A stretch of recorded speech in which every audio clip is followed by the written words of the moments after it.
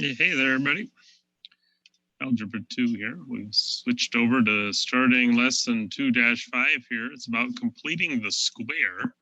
If you have not already watched one of the videos that's an overview of this lesson, or watched some other YouTube explaining what completing the square is all about, probably a good idea to do that. A lot of times I'll give you a little bit in the lesson that's about completing the square, but I won't really usually give you everything. So first problem that we're doing here in this lesson on completing the square, lesson 2.5. All right, so here's the way this starts out. We're supposed to solve it, and we're supposed to end up doing a completing the square problem. So a square, completing the square means we got to get one side to have something with an x or the quantity squared in it.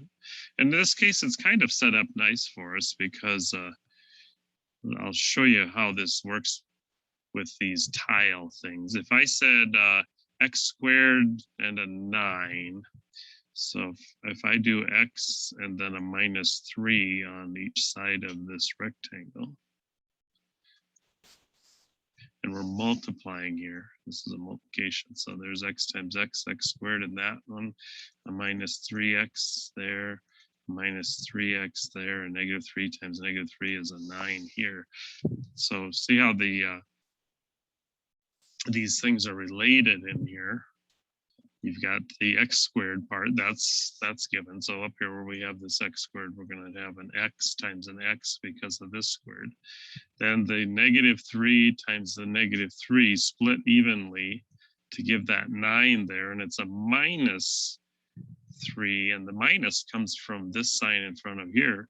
And then the 6x, because these two have to be split evenly, the same amount in both of those go in those two corners. So this sets up exactly the way we need it. Sometimes it won't, and we'll have to adjust the equation. But that's a little bit of the explanation of how to get the exact perfect square. So x -3 times x -3 is indeed x times x, x squared. X times that -3, a -3x. This -3 times x, -3x, and the -3 times -3 is a +9. So now how do we solve this? Because that's the next step. We're supposed to solve the problem. So square root both sides. Again, hopefully you've watched the videos and you've got it down by now that if I say x squared equals 25, what does x equal? And most people start out with 5. And when I say that's half the answer, because -5 times -5 is also 25.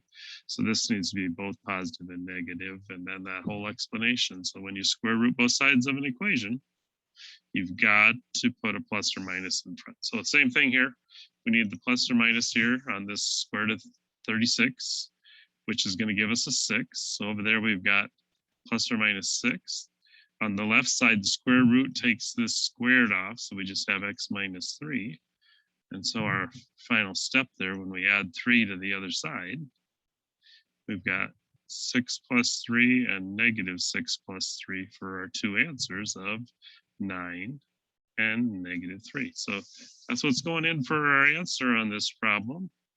The 9 and the -3. And that's all there is to it. There's a little bit of a more of a backstory there on that problem. So hopefully that helps you out. If it doesn't, don't forget down at the bottom, you've got the example that they give you. They help you solve this. If they help you solve this one, though, they're not going to give you credit for the problem until you go do it on your own. So I like to view an example myself. And if you're not sure when you're done, if you've understood it, similar question so that you have that determination, dedication, and discipline to really make sure that you're doing everything you can to understand the concepts. You can do it. Don't give up and keep after it.